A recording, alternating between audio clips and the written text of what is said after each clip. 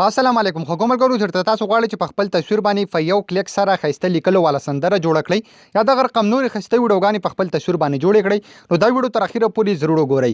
ډېر زیات ملګري تپوس کوي چې موږ څنګه کولی شو چې موږ په خپل تصویر باندې دغه رقم لیکلو والا ویډیوګانې جوړې کړو چې په هغې باندې سندره هم وي، ورسره د پاسې پې لیکل هم راځي څنګه چې تاسو ته په سکرین باندې ښکاري. ګوره تاسو په کین ماسټر باندې جوړوئ او ورسره دې له تاسو دغه رقم لیکل کوئ، تاسو ته به ډېرې زیاته ګرانه وي. په نن ویډیو کې به زه تاسو ته یو داسې اسان ټریک دروښیم، داسې اسانه طریقه به تاسو دروښیم چې تاسو ډېر زیات په اسانه طریقه باندې کولی شئ چې په دې طریقې سره په خپل تصویر باندې په اسانه طریقه باندې ښایسته سندرې جوړې کړئ څنګه چې تاسو ته په سکرین باندې ښکاري. دا کومه طریقه ده په دې باندې به تاسو څنګه ویډیوګانې جوړوئ دغه ټوله طریقه به سټیپ بای سټیپ تاسو درښیم.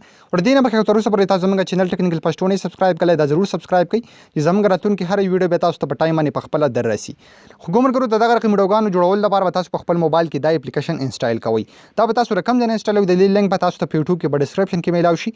او کوم ملګري چې زموږ دا ویډیو فیسبوک کې ګوري د دې ویډیو د پاسه به هم تاسو ته لینک میلاو شي، د دې ویډیو په کمنټ کې به هم تاسو ته لینک میلاو شي. د هغه ځای نه به تاسو دا اپلیکیشن په خپل موبایل کې انسټال کړئ. کله چې هم تاسو دا اپلیکیشن په خپل موبایل کې انسټال کړئ بیا به څوک د سمبل دغه رقم اوپن کړئ. نو تاسو ته ښکاري بلې کې تاسو نور هم ډېر زیات مختلف ویډیوګانې جوړولی شئ. مطلب که زه غواړم چې د ځان لپاره لیکلو والا ویډیو جوړه کړم نو زه به سمپل دلته په دې کې به دننه تاسو ته ډېرې زیاتې دغه رقم مختلف لیکلو والا سندرې میلاو شي. تاسو ته ښکاري په هغه باندې به د پاسه لیکل وي، بالکل کلیر پته لګي چې دا پکې لیکلو والا سندرې دي. تاسو ته ښکاري په کوم تصویر باندې چې پاسه دلته لیکل ښکاري نو هغه ځای باندې تاسو خپل تصویر دلته لګولی شئ. تاسو ته ښکاري څومره زیاتې ویډیوګانې په دې کې دي. نو دې کې دا د پښتو یوه ګانه ده، زه به سمپل په دې باندې کلک واخلم. نو تاسو ته ښکاري هغه دلته ماته راواوښتله. بیا دلته تاسو به څه وکړئ، لاندې به کلک وکړئ په سټارټ میکینګ باندې. کله چې هم تاسو په سټارټ میکینګ باندې کلک کړئ نو دلته به مخکې دا لږ غونډه کې پروسیس وکړي، بیا به لږ مخکې لاړ شي. هلته به تاسو له یو آپشن درکړي، په هغې کې بیا تاسو خپل تصویر راخلئ او په اسانه طریقه باندې تاسو کولی شئ چې په خپل تصویر باندې دا رقم لیکلو والا سندرې جوړې کړئ یا نورې که تاسو ویډیوګانې جوړول غواړئ نو د هغو ټولو همدغه یوه طریقه ده، تاسو پرې ښایسته ویډیوګانې جوړولی شئ. تاسو ته ښکاري دلته تصویر چې کوم دی غواړي، تاسو ته ښکاري پلیز سلیکټ 5 فوټوز، 15 تصویران چې کوم دي هغه به تاسو دلته سلیکټ کړئ. که زه دلته کلک واخلم نو تاسو ته ښکاري دلته لاندې د 15 تصویرانو ځکه مالا شو شولو. زه به څه وکړم، زه به سمپل دلته خپل دغه رقم یو څو تصویرونه سلیکټ کړم نو دا ځکه به پوره شي. بیا به څه وکړم، زه به سمپل دلته په اوکې باندې کلک کړم.